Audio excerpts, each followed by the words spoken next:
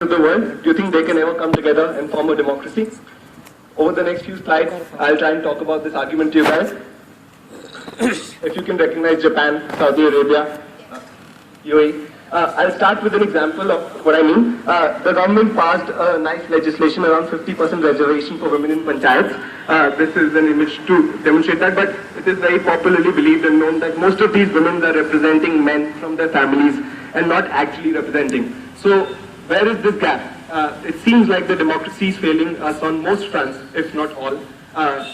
It's not a free world. So maybe we should look for the gap somewhere a little different from the governing units of a country, like the panchayats and the government, and closer home.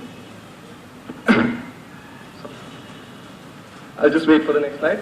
So democracy is of the people, for the people, by the people. The nation decides who leads us. The nation decides who leads us, and it's chosen from among us. It's not somebody outside of my society, outside of my home, outside of my country. So it's very much a representation of me. So maybe using that logic, we should say goodbye to our governing people here for a little short while and try and look at ourselves, look at our world, our community, our villages, and try and look at where democracy is visible or not visible in our lives. 20 seconds is a lot. So as you can see, I'll now share the story of a family of Tina, Rahul and Anjali. In this queue, there's Tina, Rahul standing to cast their vote. A lot of us go out and cast our vote. We choose people who lead us, and then eventually we try and tell them about that. Tina, Rahul's family has more people than Tina, Rahul and Anjali. It's a large family. The family is the most basic social unit of our country. It comes below the governing units, it comes below the democratic units. So let's look at this very, very basic social unit. It's the building block of the country, of the world. And let's look at it from a democratic point of view. Let's look at the pillars of our democracy, for example, the fundamental rights, and how they're visible or not visible in Tina and Rahul's family. The fundamental rights, of course, include the right to freedom, the right to equality, right to expression. As you can see, in Tina Rahul's family, Anjali doesn't always get to go out when she wants. She doesn't always get to choose what she does. Often she's looking out her window at other people doing things they want. So she doesn't really have that freedom that the Constitution promises her. In Tina Rahul's family, Rahul doesn't always get to express himself very openly. Rahul doesn't often get to choose how much he works. He ends up working for more than himself, for more than the one person, even though he may not ideally want to do that.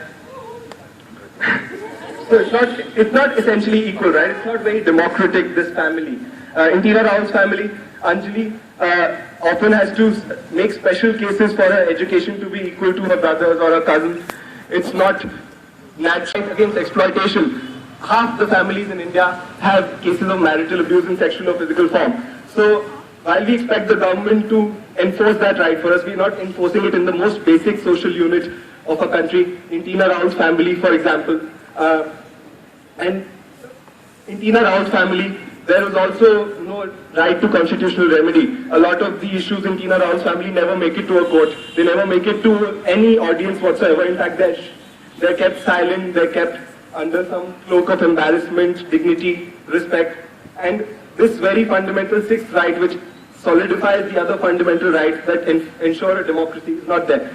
Secularism. Tina Rahul's family is not very secular. Tina Rahul's family chooses its neighbors, servants, colonies based on what religion they represent, what community they come from. They choose their leaders based on that.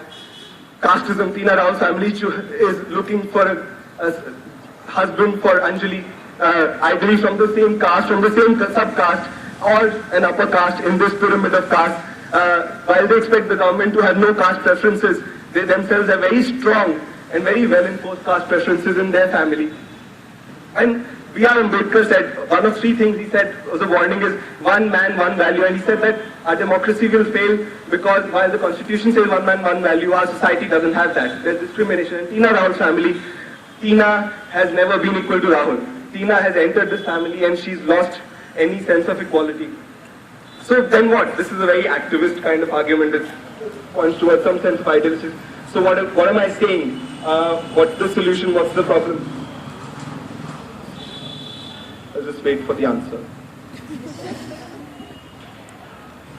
So there's a lot of issues brought up here in Tina Rao's family, but what do they... So maybe we look at ourselves. Maybe Tina and Rahul need to start talking about the democracy from their own lives. Maybe Tina needs to embrace democracy in her life. Maybe Rahul needs to embrace democracy in his life. Maybe Anjali needs to enforce it for herself.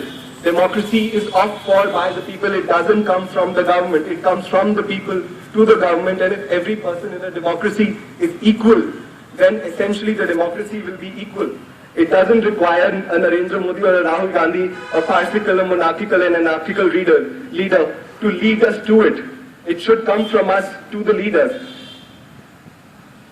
Yeah, so I think essentially that's the point I make. I think a lot of talk I've heard over the last few months about governance and governing units and politicians. I think we talk very little about ourselves and how we contribute to something that is not even close to a democracy, and how we might be the key reason for the failure of the democracy or not reaching 2.0. Thank you.